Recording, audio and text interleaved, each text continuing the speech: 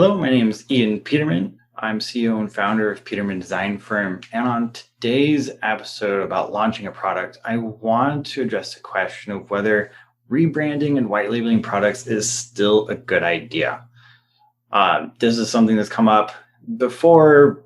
People have different feelings about it. Some people think that it's really cheap or just kind of a way to quickly launch a product, but usually a cheap product. So there's a perception that white labeled products aren't as good quality or shouldn't be done by brands that are bigger or brands that have a little bit more that they want to offer, more high-end brands. It's something to avoid. And while there's those people, there's also a lot of people that have really great white labeled products and are able to do it in a way that makes a lot of sense for their brand. And I just want to talk a little bit about that and cover a few things. I want to talk about what it is, what rebranding and white labeling a product is, benefits and drawbacks of doing it, how to do it right, and how to value add, making sure that you're actually adding value and not just being a reseller with no value add. First, what is rebranding and white labeling? So rebranding and white labeling in the product world is where a company makes a product. They make a mug, they make anything else that you can possibly imagine, and you simply rebrand it. You put your branding on it, your labeling on it, your logos, all that stuff gets put on it, and you then sell it as your own product. Same thing with white labeling. White labeling can be a little bit different, where it can be a lot more custom. So it's where somebody may totally customize a product. It's not just changing a logo or putting a different graphic or decal on it, but it's actually customizing it to a larger degree. And then of course, they customize it with your logo, your information, and then they produce it for you, white labeling. So they produce it with basically a blank label, and you put your name on it, and then it goes out. Depending on how the relationship is set up, you can have the person that's doing the actual manufacturing. They may provide the actual technical support or take care of replacements, repairs, things like that, just depending on what level of product you're working with. But basically, it's just taking an existing product, manufacturer that this is what they do. The entire manufacturers that all they do is white labeling. They have a set of products that they offer, and they customize it for each customer, and they're totally fine. They sit in the background and they basically wholesale their products only. Now, benefits and drawbacks of this are that you can easily launch a product. You can quickly get a product to market. You can take advantage of, hey, this group of people, they've been making the product for ideally a while. So they've worked out the kinks. They have all the tooling set up. They can just kind of spool up their machines. They're set up to do this. So customizing things is pretty easy. They laser engrave a different logo on it, or they change out a material for you. And they just kind of are able to easily swap things around so that it's your product. It matches your brand. It matches your aesthetic. It matches what you're looking for. And they have all the expertise. You don't have to worry about all the different manufacturers required. They can assemble it. Oftentimes, they can do the custom packaging and things like that for you. And so it gives you this really nice package to be able to go, I want a product like this. And these guys make it, and they're willing to white label it and brand it for us. And that benefit is it's faster, it's cheaper on the setup. They do, if you were to manufacture it yourself, you could of course manufacture it for less. They have to make a profit somewhere.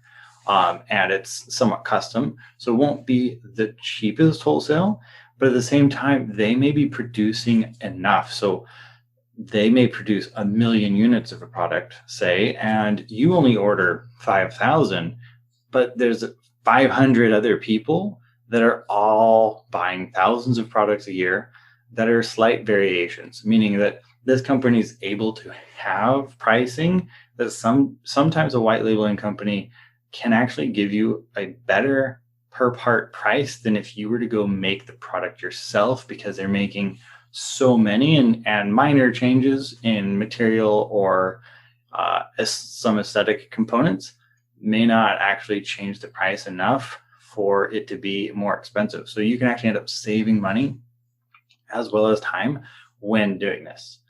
Now, as a drawback, of course, if there's 500 other companies selling a product that is pretty similar to what you have, then you're not going to have, there's very little differentiation between, let's say you're doing this with a hairbrush.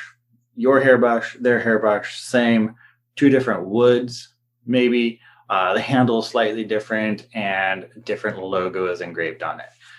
You're not going to be able to sit there and say, well, ours is better because of all of these reasons that we've designed into the product, and this is why it's better. They're the same product, minor changes. It's not really a sell at that point to say, oh, why is our product so much better? Because it's basically the same. So that's the drawback, is that it's going to limit you really to products that aren't your main. So I've talked about this before. Your hero product ideally is not a white labeled product because it means that somebody else is also making a similar product. However, the benefit of doing white labeling is that you can launch accessories, you can launch additional, small products to help fill out your e-commerce and be able to offer more products that your customers want and will use without having to fully develop from scratch every single little product that goes with it. So how to do this right? I talked a little bit about this, but really the way that you optimize and take advantage of rebranding or white labeling a product is that you limit it to your products that are not your primary. They're ideally not going to be your most expensive or your hero products. It's not going to be the product that you put a giant picture on your homepage for. It's not going to be something that's probably customized to your customers. So if your products are customized to your customers, then this kind of gets into a loop that can be quite exhausting in trying to white label from somebody else and then white label again for someone else. So there's benefits to that, but there's also extra layers to making that successful. So you want to really just think about what products are core, what are the ones that you want your brand known for, and then take all the other products, all the accessories, all the small products, any side products that would work really well, they're complementary products. Those are ones that you should look at. Well, is there somebody that makes a product that fits this? Do they do white labeling? Is it the quality? So making sure that the quality and the workmanship and things like that of the product that you're getting, they need to match your main brand. So that's one of the things to be careful of and make sure you're doing correctly is when you are white labeling, make sure that they can produce products at the same quality, because it's nothing worse than getting an amazing product with the worst accessories possible that break constantly. And you kind of it starts to make people wonder whether the main product is going to actually last or not. And so doing it right means making sure that everything's going to line up and your customer is going to have a experience that is the same across the board, whether it's a white labeled product that you're selling them along with your product or your main hero product. Now, value add. So the fourth thing that I want to talk about is how do you add value? Obviously, new branding, new logo isn't going to be a value add. So where I have found the best way to produce a value add for that product is in getting some additional customization. So whether it's pairing it with a product, actually customizing the product a little bit, improving the material quality, or in some way elevating the user experience, better packaging, things like that, to where it's going to be a better experience for the customer, and making sure that when you're if you say add 20 of these products, making sure that you're adding value. You can add value in customer service, in how you guide people to purchasing a product. So if you're working in, we used a hairbrush example before, but if you're working with a whole bunch of beauty products, for example, that are white labeled, then instead of just putting them all up on your website, maybe your value add is that you have a special questionnaire that you built that guides people to the right product, and that you pair products together that people will use, that especially if it's something that people don't necessarily think about. But if you've put all that thought into saying, okay, well, these products pair well together. This is, I got all these white label products because they really support my main product. Here's how they go together. And giving all that information will allow you to add value to an otherwise very similar product somebody else is selling, all over the place. You maybe have 500 people selling the same exact product, but you're presenting it in a way where you've done research, you're giving it more information, you're giving the customer the ability to have a better experience and pick the right products for them. So I hope this gives you some ideas on white labeling and rebranding products, why it's still a good idea, and how to do it right so that you end up with a good customer experience and it really improves your product line and what you're able to offer your customers.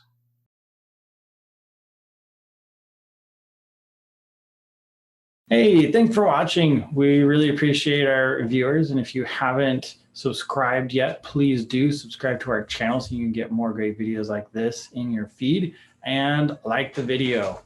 If you want to learn more about the Peterman Design Firm, please check us out on our website, petermanfirm.com. You'll find link and information in the description. And of course, we're on all social media as well. So check us out there. All right. Thank you.